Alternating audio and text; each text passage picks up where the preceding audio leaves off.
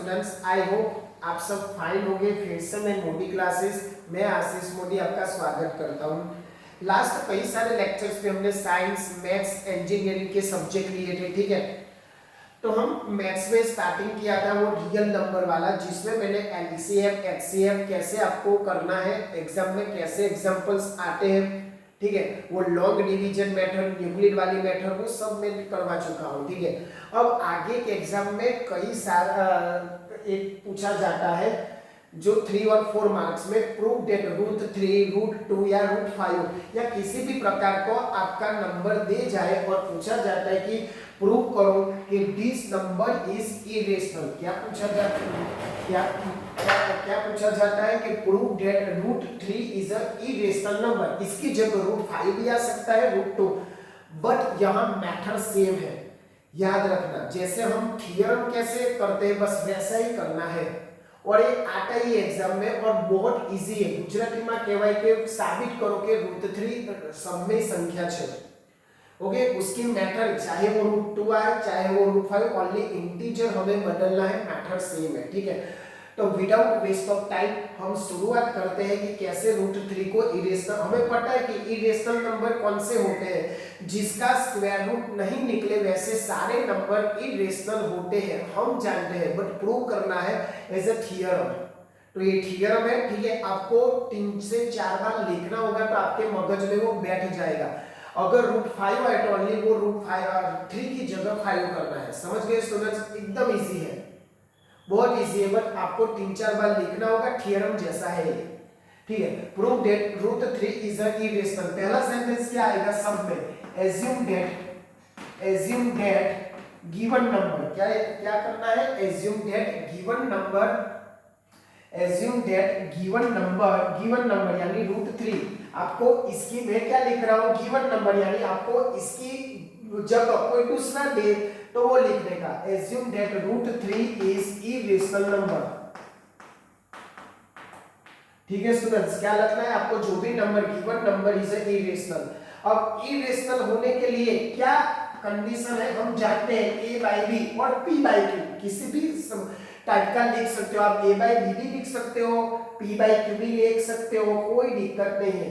यानी यहां से मैं लिख सकता हूं a = √3b, ठीक है स्टूडेंट्स, लिख सकता हूं सिंपल। मैंने क्या किया, b यहां ले गया और कुछ किया नहीं। और a क्यों लिखा, क्योंकि हमने एज्यूम कर दिया है कि given number is a irrational number, ठीक है।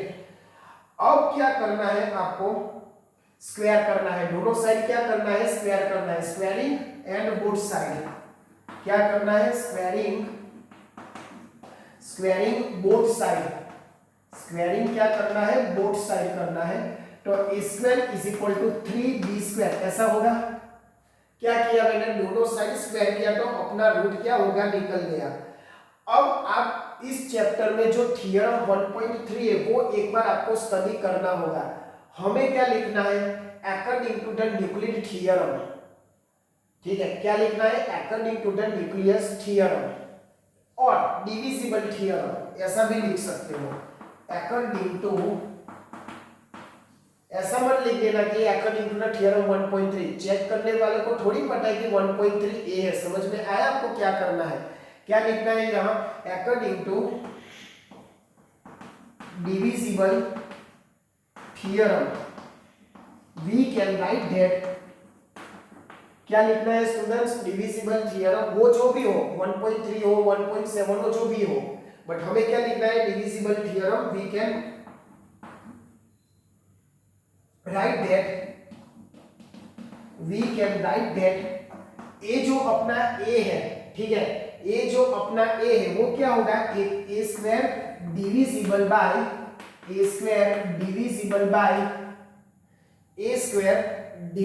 बाय 3, फिक्स है। अगर √5 है तो सब जगह यहाँ √5, यहाँ 5, यहाँ 5, ठीक है।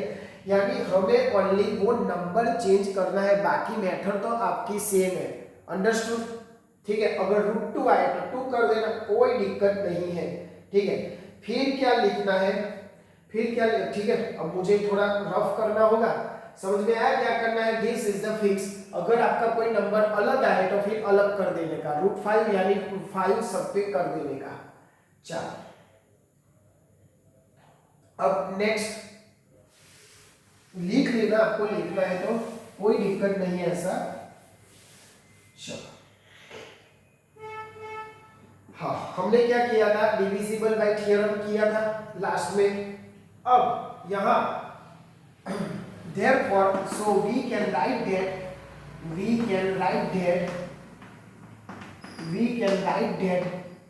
a is equal to 3c।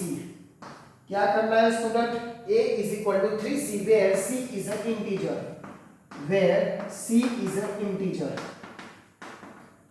Fix है स्टूडेंट्स, उसमें कोई समझने वाली बात ही नहीं है, ये फिक्स थ्योरम जैसा है, इसीलिए a is equal to 3c, जहां c क्या है, one type of the integer है।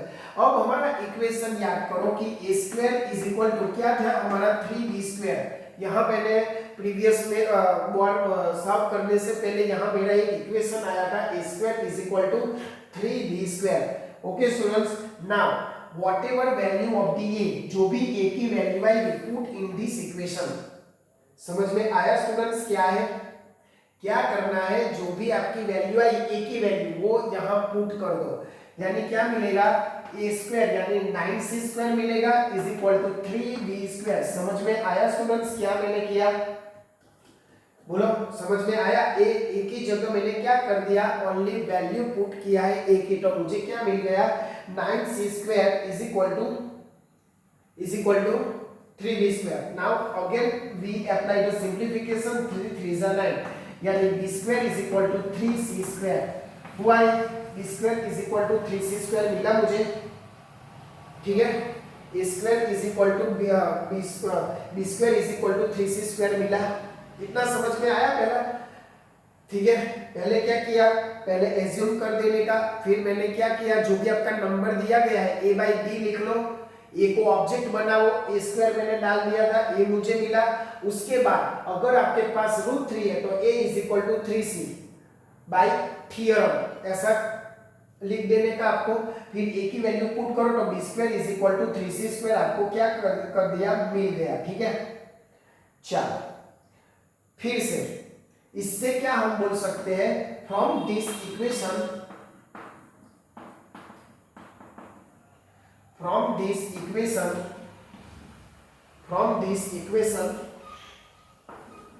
we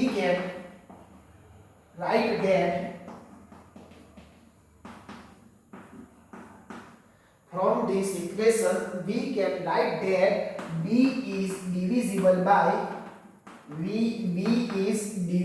by 3, ठीक है।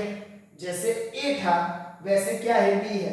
अब कोई a और b है, दोनों डिविजिबल बाय 3 है, तो दोनों में कॉमन फैक्टर क्या हुआ, एक्सेप्ट क्या हुआ। सोचो स्टूडेंट्स, फिर से बोल रहा हूं, हमने क्या लिखा था प्रीवियस में, a इज डिविजिबल बाय 3 और यहाँ b is also divisible by 3, दोनों डिविजिबल बाय 3 से है, तो 3 हमारा कॉमन फैक्टर हुआ स्टूडेंट्स। समझ में आया, यानी दोनों का एक्सेप्ट क्या मिला, 3 मिला। लिख लो फटाफट, मैं आगे करता हूं।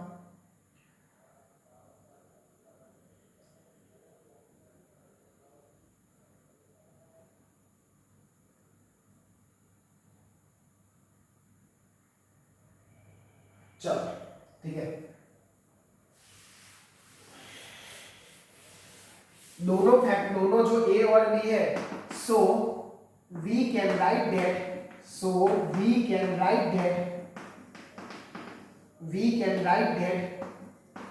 a and b common factor कौन सा है, b, so we can write that a and b has common factor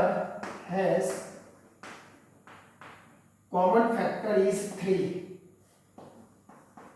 common factor is 3। अगर आपके पास √5 आएगा तो यहाँ 5 आएगा, अगर √2 है तो क्या आएगा, 2 आएगा, ठीक है। Simple, very simple, same method है, ओनली आपको इंटीजर क्या करना है, इंटीजर आपको बदलना है, अगर आपके क्वेश्चन में √5 आए या √2 आए, ठीक है। चलो, सो a and b आर को प्राइम नंबर, वो क्या, को प्राइम, यानी उसका किसी भी को प्राइम नंबर, को प्राइम यानी क्या आएगा, को प्राइम यानी याद करो व्हाट इज द को प्राइम, जो किसी के टेबल में भी नहीं आता। तो डिविजिबल बाय दोनों 3 है, तो A and B are also coprime number. ठीक है, तो फिर लास्ट सेंटेंस क्या होगा हमारा, last, so from this above expression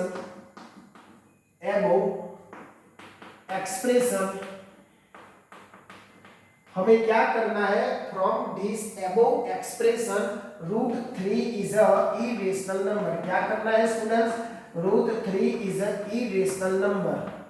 ठीक है, बस इतना सा थियरम है। हम फिर से रिवाइज कर लेते क्या करना है।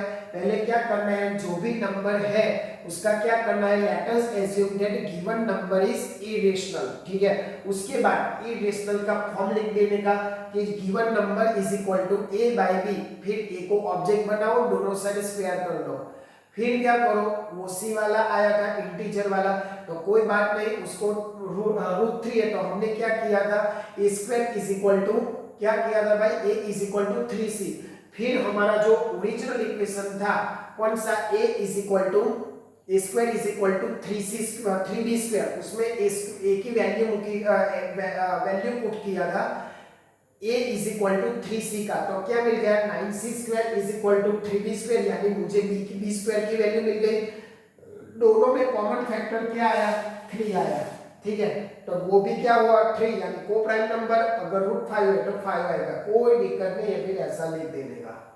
ठीक है, सिंपल है, सेम मेथड है, ओनली इंटीजर हमें चेंज करना है। ठीक है स्टूडेंट्स, लिख लो। उसके बाद हम एक नए एग्जांपल्स यानी डिफिकल्ट, इस टाइप के डिफिकल्ट एग्जांपल पे जाते हैं।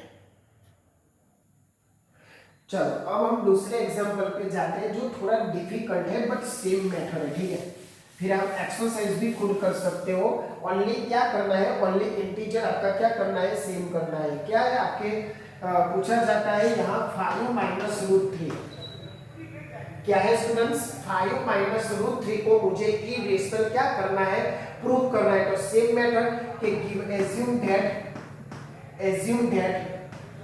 एज्यूम दैट गिवन नंबर, क्या करो गिवन नंबर यानी क्या 5 minus √3 is a irrational number,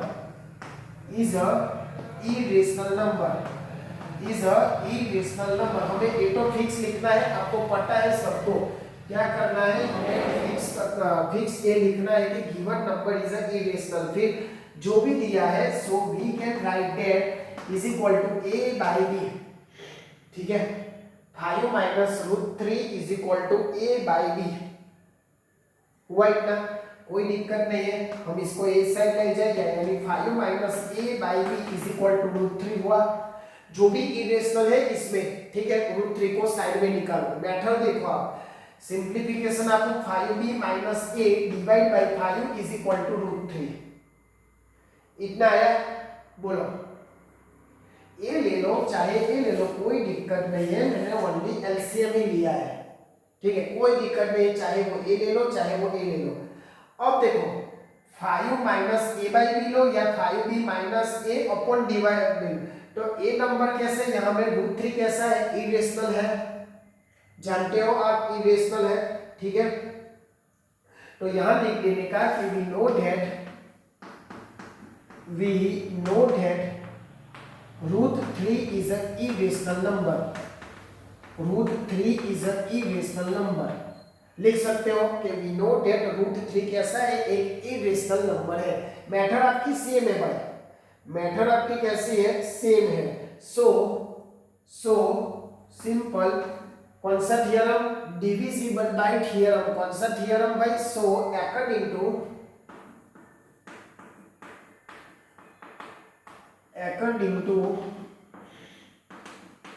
divisible by theorem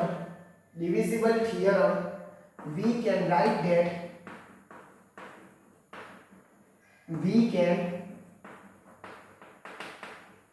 that क्या लिखना है, this number is irrational, 5 minus 3 is irrational, बस इतना ही लिखना है इसमें। सेम मेथड है, अगर आपके पास कोई √2 आता है तो हमारी मेथड सी वाली 9c स्क्वायर करो, उसमें पुट करो, ठीक है। फिर अकॉर्डिंग टू लिख देने का, बट जब ऐसा कुछ आए रैशनल नंबर और नेचुरल नंबर के साथ आपका इरेशनल नंबर आए, तो ये मेथड, मैंने 2 मेथड बता दी कि आपको कैसे प्रूव करना है इरेशनल नंबर। अगर आपके पास ओनली √3, √2, √5, √7 कोई भी आए, √11 भी आए, ठीक है, सेम मेथड जो हमने प्रीवियस बताई, कैसे मेथड, पहले एज्यूम कर लेने का, ये करना यहां तक सेम है, ठीक है। फिर क्या करोगे, ए को आप ऑब्जेक्ट बनाओगे, ठीक है, स्क्वायर करोगे दोनों साइड, तो आपका स्क्वायर रूट है वो निकल जाएगा। फिर वो √5 है तो 5 से हमने किया था, ए स्क्वायर किया था, उसमें वैल्यू पुट किया था और फिर लिख दिया था कि according to the divisible by theorem. फिर हमने लिख दिया था कि so we can say that the given number is the irrational number. But जब आपके पास ऐसा कुछ है तो यहाँ से आपको थोड़ा डिफरेंट करना है, जो मैंने यहाँ लिखा ही है, ठीक है स्टूडेंट, समझ में आया। ये थ्योरम पूछा जाता है 3 और 4 मार्क्स में कंपलसरी, आप देखोगे प्रीवियस क्वेश्चन पेपर में तो भी ये होगा ही होगा। आपका यहाँ इंटीजर एक्सरसाइज में भी है, तो आप बदल के प्रैक्टिस कर लेना। अगर कोई दिक्कत है तो कांटेक्ट करना, दिक्कत तो नहीं होनी चाहिए, कोई मतलब फिक्स ही है, इसमें किसी भी प्रकार का कोई दिक्कत नहीं होगी आपको, ठीक है स्टूडेंट्स। अब हम नेक्स्ट वीडियो में मिलेंगे, उस देर तक आप ये सारे एग्जाम्पल कर देना। एक्सरसाइज में है कई सारे एग्जाम्पल्स और ये पूछे जाते हैं, ठीक है, 3 और 4 मार्क्स में फिक्स है, तो ये मेथड आप कर देना।